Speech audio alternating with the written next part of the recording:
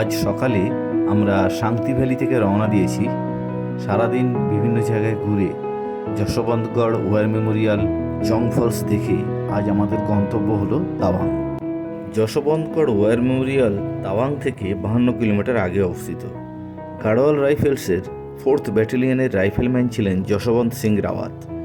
1962 সালের 17 November Indo China যুদ্ধের সময় ইনি এখানে টানা 72 ঘন্টা লড়াই করে আত্মবলিদান দিয়েছিলেন। এই ব্যাটল অফ নুরানাং যুদ্ধে শহীদ হয়ে তিনি ভারত সরকার দ্বারা মহাবীর চক্রে ভূষিত হয়েছিলেন। 4th গাড়োয়াল রাইফেলও পরবর্তীকালে 1962 সালের ইন্দো চায়না যুদ্ধের একমাত্র ব্যাটেল অনার অফ নুরানাং লাভ করে। আমরা এখন দেখতে এসেছি জং ফলস। এটি তাওয়াংয়ের 40 কিলোমিটার দক্ষিণ পূর্বে অবস্থিত।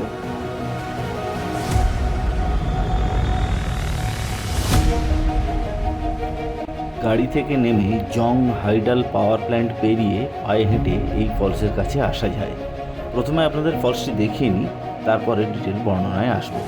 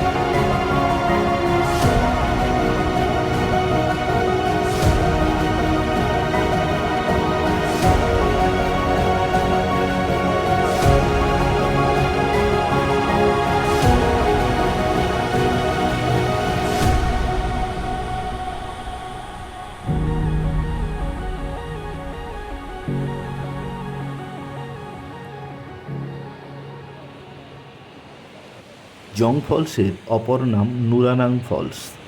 একে ফং ফং মা ফলস নামেও ডাকা হয়। শিলাপাসের উত্তর ঢাল থেকে নুরানাং নদীর সৃষ্টি, সেটি থেকেই জং ফলস তৈরি হয়েছে। 100 ফুট উঁচু থেকে বিপুল জলধারা দুটি ধাপে নিচে আছড়ে পড়ে অপূর্ব সৌন্দর্য সৃষ্টি করেছে। 1997 সালে নির্মিত হিন্দি সিনেমা কোয়েলাতেও এই ঝর্ণার সামনে থেকেই দৃশ্যগ্রহণ করা হয়েছে।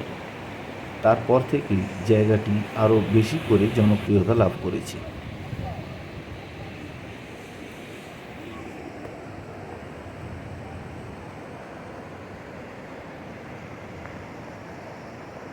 জং ফলস দেখে তাওয়াং পৌঁছাতে সন্ধ্যা পেরিয়ে গেল। আমরা গিয়ে উঠলাম তাওয়াং মনাস্ট্রির কাছে হোটেল ওডিয়ানাতে। হোটেল ওডিয়ানা তাওয়াং মনাস্ট্রি এখান থেকে হেঁটে মাত্র 3 মিনিট। আমাদের ঘর 3 তলায়, ঘর ভাড়া 1700। ঘরটিও মোটামুটি পরিষ্কার পরিচ্ছন্ন। অবশ্য পিক সিজনে এই ঘরেরই ভাড়া প্রায় 4500 টাকা পর্যন্ত ওঠে বলে হোটেলের লোক জানালো। হোটেলের ঘরে ঢুকে প্রথম দৃশ্যতেই মন ভরে গেল। রাতের তাওয়াং শহরের ওপর মুনরাইজ। জানলা দিয়ে সমগ্র তাওয়াং শহরটাই দৃশ্যমান।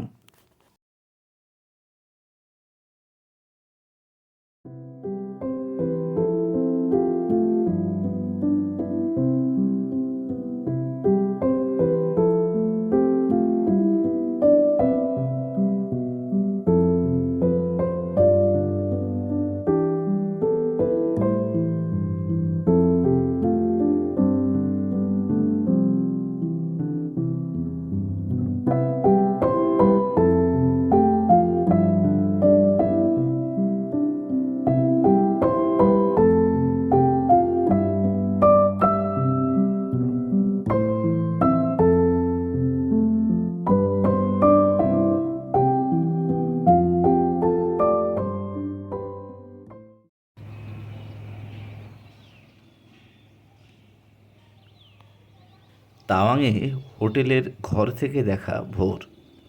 ঠিক 5:35 নাগাদ সামনের পাহাড়ের পেছন থেকে সূর্যোদয় হয়েছে। আজ আর কোনো তাড়া নেই, তাওয়াং শহর ঘুরব। এখন ঘরের জানলার সামনে বসে ছবি তুলছি।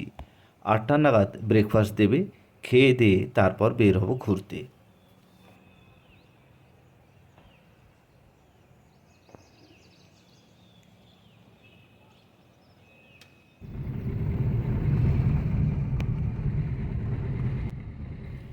বেরিয়ে পড়েছি। আজ তাওয়াং শহরেই সাইট সিইং। আগামীকাল যাওয়া হবে বোমলা পাস আর মাধুরী লেক। এখন প্রথম যাচ্ছি তাওয়াং ওয়ার মেমোরিয়াল। পাশে দেখা যাচ্ছে সকালের তাওয়াং শহর। সকালের নরম রোদে ভারী সুন্দর দেখতে লাগছে।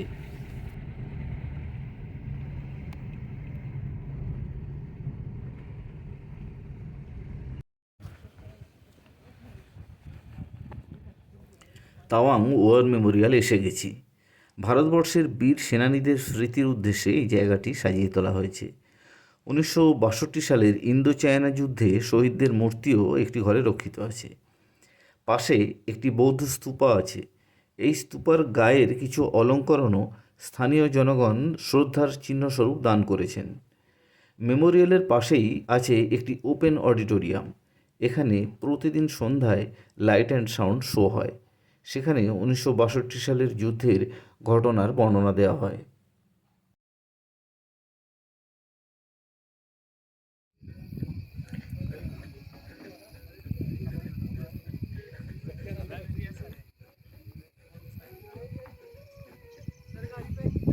ওয়ার মেমোরিয়ালের সামনে রেলিং দিয়ে ঘেরা ভিউ পয়েন্ট, পুরোটাই সেনাবাহিনীদের এলাকা।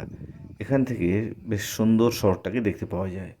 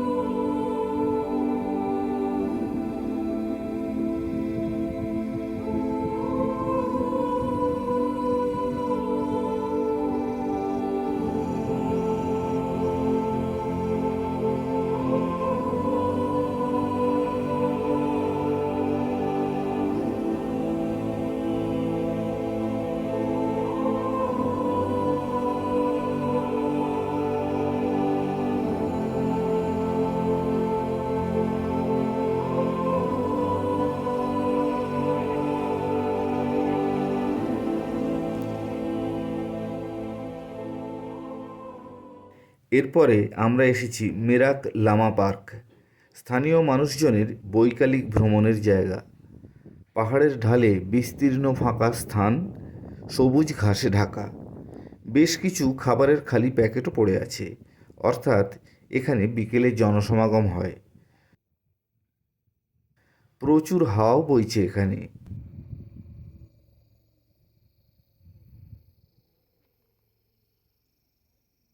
এখন প্রায় দুপুর, ভালো রকম রোদ, কিন্তু প্রচুর হাওয়া আর পাহাড়ের ঠান্ডা থাকার জন্য অসুবিধে হচ্ছে না।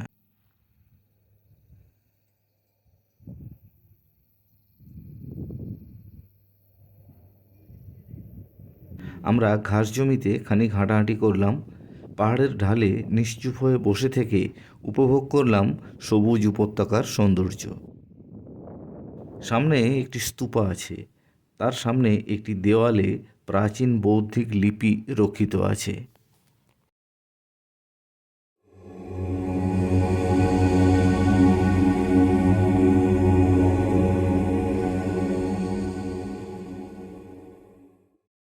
এবারে আমরা এসেছি তাওয়াং মনেস্ট্রি দেখতে। তিব্বতী ভাষায় এই মনেস্ট্রির নাম হলো গার্ডেন নামগিয়াল লাতসে, যার অর্থ the divine paradise and complete victory. Merak Lama Lodre Gyatso 1680 সালে পঞ্চম দলাই লামার ইচ্ছানুসারে এই মনেস্ট্রি প্রতিষ্ঠা করেন।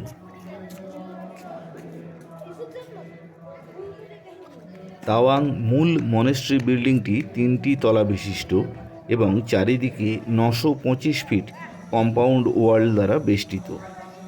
এর মধ্যে 65টি রেসিডেন্সিয়াল বিল্ডিং আছে, স্কুল আছে, লাইব্রেরি আছে, মনাস্ট্রির প্রাচীন দুর্লভ জিনিসের সংগ্রহশালাও এর মধ্যে আছে।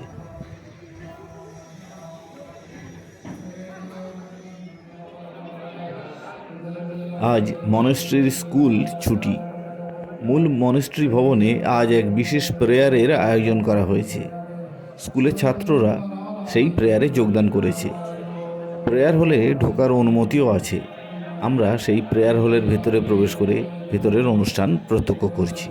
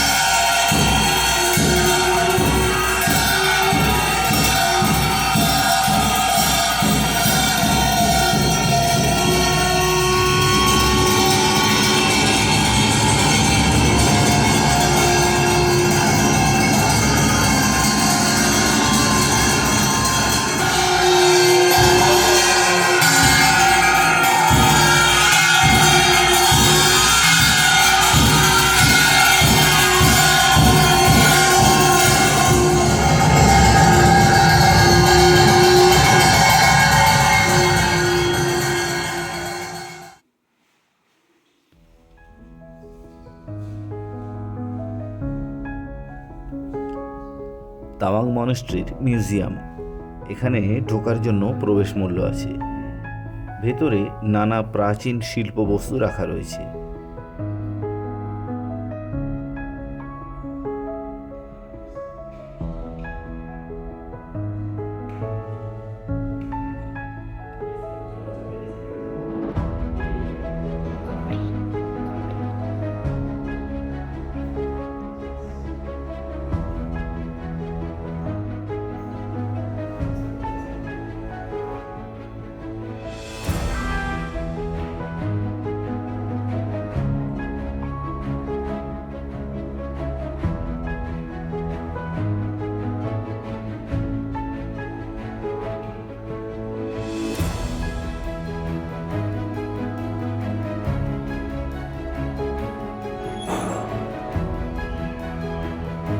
মিউজিয়ামটিও দুটি তলে বিভক্ত। দ্বিতলে নানান রকম মুখোশ রয়েছে। তিব্বতী মাইথোলজি অনুযায়ী মুখোশের ব্যবহারও নিচে ডিটেলে লেখা রয়েছে।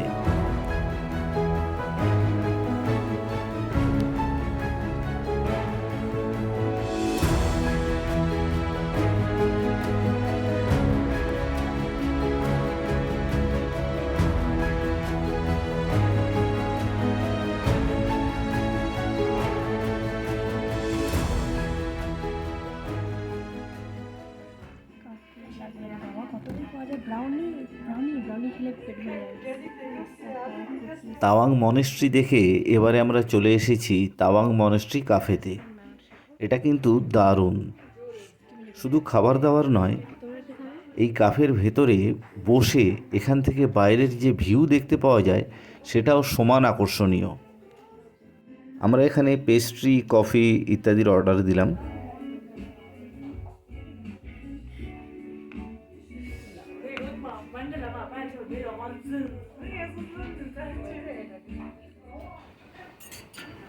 এটা তাওয়াং মনাস্ট্রির কাফেতে বসে জানলা দিয়ে তার বাইরের ভিউ অসাধারণ। আমাদের অর্ডার 10-15 মিনিটের মধ্যেই এসে গেছে। আমরা বিভিন্ন রকমের কফির অর্ডার দিয়েছি, সঙ্গে পেস্ট্রি।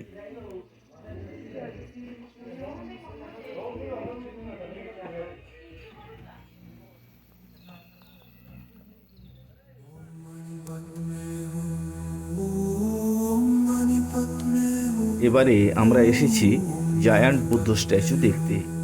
এই শাক্যমণি বুদ্ধের মূর্তিটি 2015 সালে তাওয়াং শহরের মধ্যে একটি ছোট পাহাড়ের ওপর স্থাপিত হয়। এটি প্রায় 30 ফুট উঁচু। মূল মূর্তির পাশে আরও কিছু বুদ্ধিস্ট মঙ্কের মূর্তি আছে, সবগুলি উজ্জ্বল সোনালী রঙে রঞ্জিত। ओम मणिपत में हूँ, ओम मणिपत में हूँ, ओम मणिपत में हूँ, ओम मणिपत में हूँ, ओम मणिपत में हूँ, ओम मणिपत में हूँ, ओम मणिपत में हूँ, ओम मणिपत में हूँ, ओम मणिपत में हूँ, ओम मणिपत में हूँ, ओम मणिपत में हूँ, ओम मणिपत में हूँ। আমরা খাওয়া দাওয়া করতে হোটেলে ফিরে এসেছি। এখন হোটেলের ঘরটা একটু দেখিয়ে দিই। 201 নম্বর রুম। এই হোটেলে থাকলেও আমরা খাওয়া দাওয়া কিন্তু করছি কাছেই তিবেত কিচেন নামের একটি রেস্তোরাঁয় গিয়ে। তারাও আশেপাশের জায়গাগুলি ঘুরে দেখানোর জন্য গাড়ির বন্দোবস্ত করে দেয়। এখানে তাদের ভিজিটিং কার্ড এবং ফোন নাম্বার অ্যাড করে দিলাম। বেড,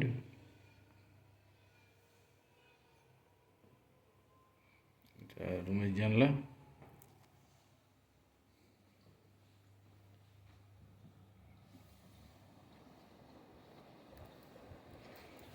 পুরো তাওয়াং শহর এখান থেকে দেখতে পাওয়া যাচ্ছে। আমরা এখন বের হয়ে আবার তাওয়াং ওয়ার মেমোরিয়াল যাব। ওখানে প্রতি সন্ধে লাইট অ্যান্ড সাউন্ড শো হয়। ওই শোয়ের প্রবেশ মূল্য জনপ্রতি 50 টাকা।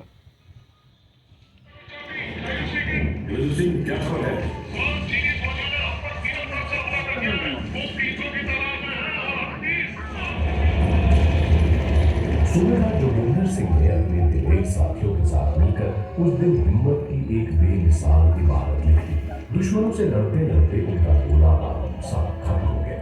बचा जोगिंदर सिंह को उनके अदम्य शौर्य के लिए मरणोपरांत परमवीर चक्र से नवाजा गया।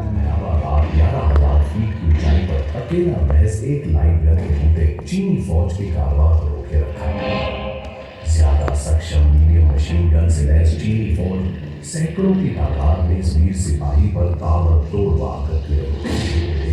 स्थानीय बाशिंदे सेना और नूरी की रगों का लहू भी तेजाब सा बनने लगा। वे भी अपनी जान की परवाह न कर उस समर कुंड में कूद पड़े।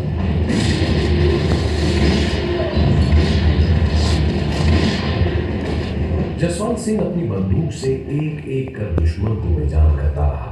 पराक्रम के इस विरले प्रदर्शन के लिए जसवंत सिंह को मरणोपरांत महावीर चक्र से सम्मानित किया गया।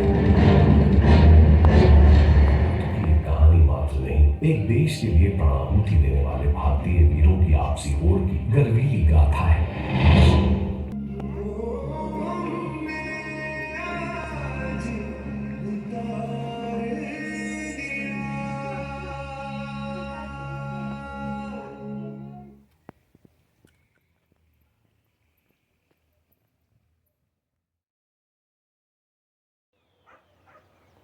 তাওয়াংয়ে আরেকটি সুন্দর ভোর। আজ 19শে সেপ্টেম্বর 2024। ভোর 5:30টার সময় সামনের পাহাড়ের পেছন থেকে সূর্যোদয় হচ্ছে। চারিদিকে পাখি ডাকছে। ভোরের নরম রোদ এসে পড়েছে সামনের সবুজ উপত্যকায়।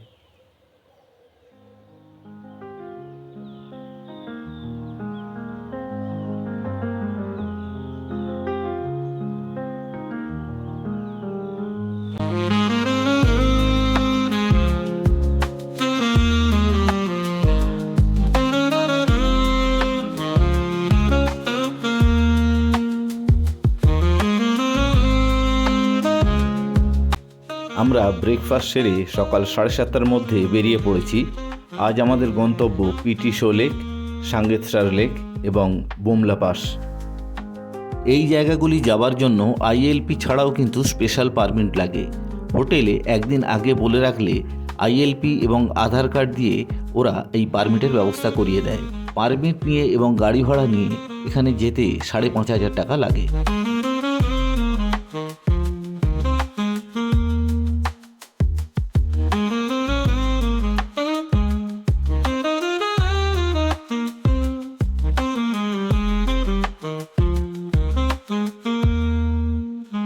পিটি শো লেক যাবার পথে আমরা থমকে গেলাম। সামনে যেন তুলি দিয়ে আঁকা এক দৃশ্যপট। দূরে নিচে তাওয়াং শহরকে দেখতে পাওয়া যাচ্ছে, অপূর্ব সুন্দর লাগছে।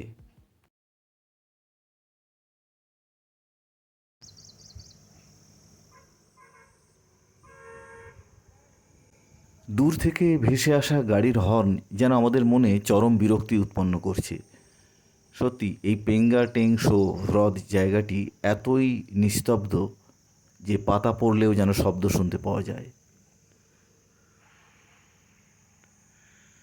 আমরা এখন দাঁড়িয়ে রয়েছি পিটি শো লেকের সামনে। তাওয়াং থেকে আরও 17 কিলোমিটার উত্তরের এই মনোরম লেক 12,000 ফিট উঁচুতে অবস্থিত।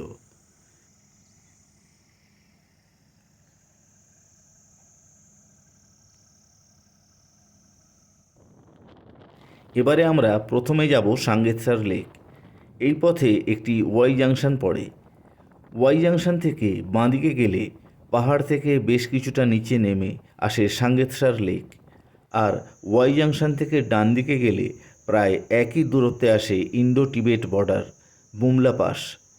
যখন পিক সিজন থাকে তখন রাস্তায় বরফ থাকার জন্য যেতে সময় অনেক বেশি লাগে। তখন একই দিনে দুটি জায়গায় যাওয়া যায় না, যে কোনো একটি গন্তব্য একই দিনে দেখা যায়। অর্থাৎ দুটি জায়গা দেখতে গেলে দুদিন গাড়ি ভাড়া করতে লাগে।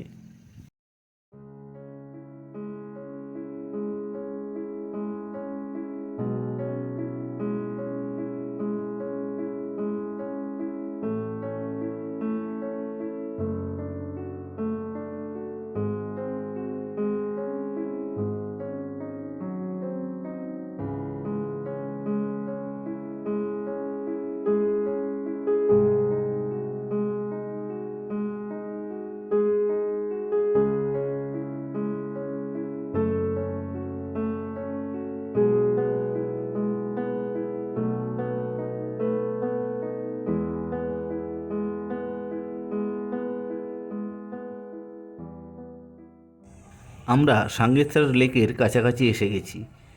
এই পাহাড় থেকে নিচে নামলেই পৌঁছে যাব গন্তব্যে। এর দূরত্ব তাওয়াং থেকে 30 কিলোমিটার।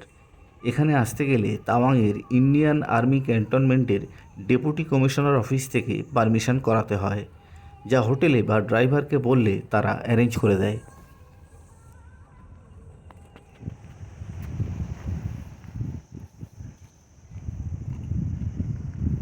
সাঙ্গেতসার লেকের প্রাকৃতিক সৌন্দর্য অবর্ণনীয়।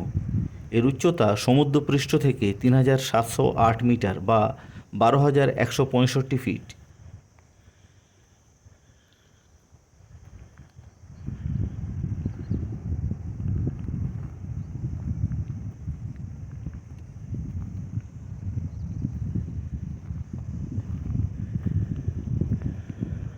লেকটির মাঝখানে অনেকগুলি গাছের মৃত কাণ্ড আকাশের দিকে মাথা তুলে দাঁড়িয়ে রয়েছে, যা দেখলে মনে হয় এরা এই পবিত্র লেকটি পাহারা দিয়ে চলেছে।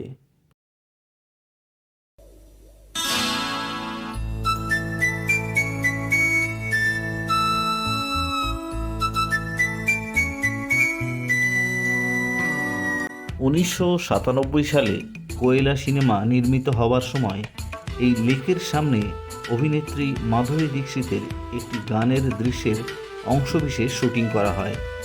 তারপর থেকে এটি মাধুরী লেক নামেও পরিচিতি লাভ করে।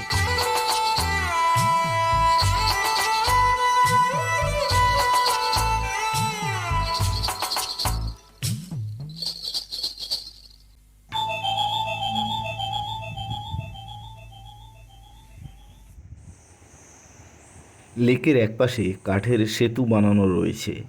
এই কাঠের সেতু কিন্তু অরুণাচল প্রদেশের একটি বৈশিষ্ট্য। এই সেতু দিয়ে হেঁটে আসলে জলের কাছাকাছি আরেকটি ভিউ পয়েন্টে আসা যায়। এখান থেকেও লেকটি দেখতে বেশ সুন্দর লাগে।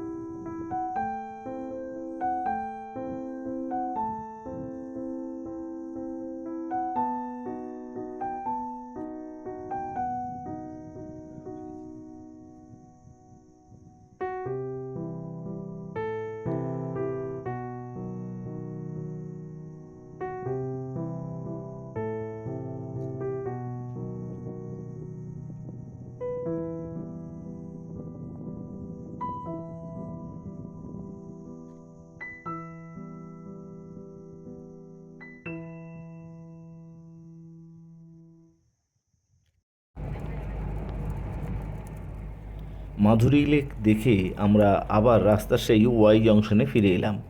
এবার অন্য পথ ধরলাম, যেটি চলে গেছে বুমলা পাসের দিকে। প্রায় পৌঁছে গেছি। দূরে সেনাবাহিনীর ফ্ল্যাগ মিটিংয়ের জন্য বানানো ফেসিলিটেশন সেন্টারও দেখতে পাওয়া যাচ্ছে।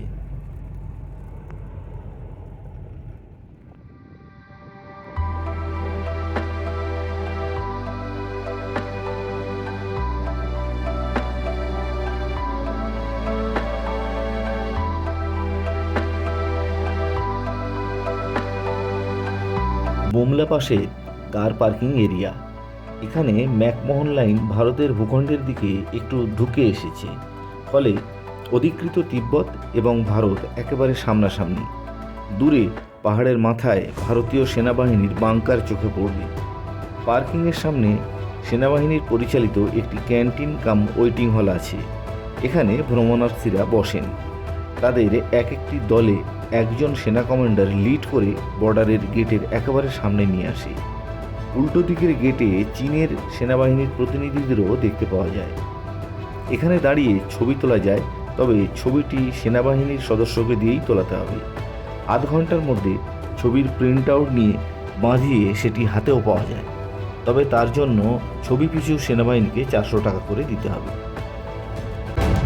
বুমলা পাশে চীনের মোবাইল নেটওয়ার্ক কাজ করে, তাই বুমলা পাশে এলে মোবাইল ফোনের সময় আপনা থেকে পরিবর্তিত হয়ে যায়। এখানে মোবাইলে যে সময় দেখায় তা ভারতীয় সময়ের চেয়ে প্রায় 2.5 ঘন্টা এগিয়ে থাকে।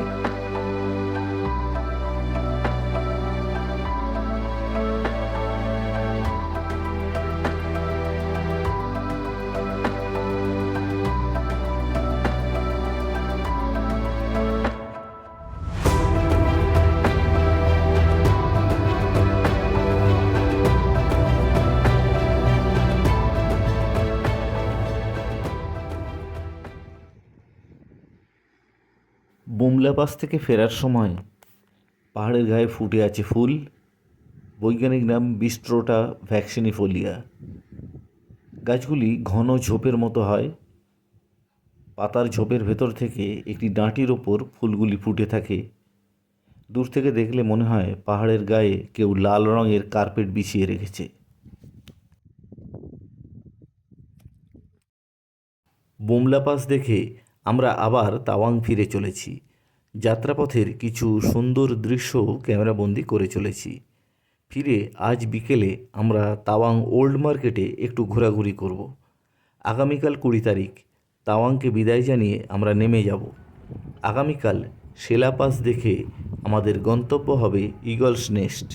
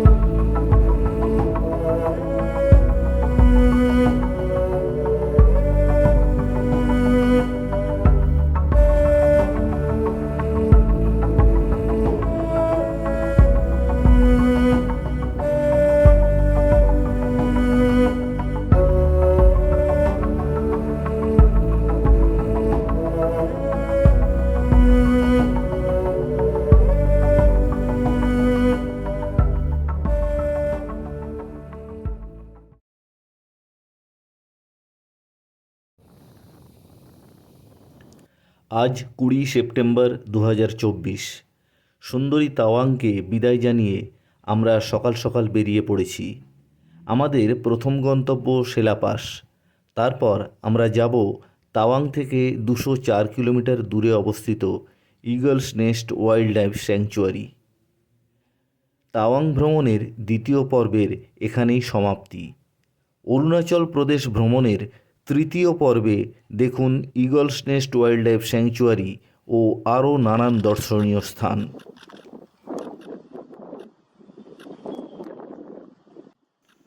What struggle?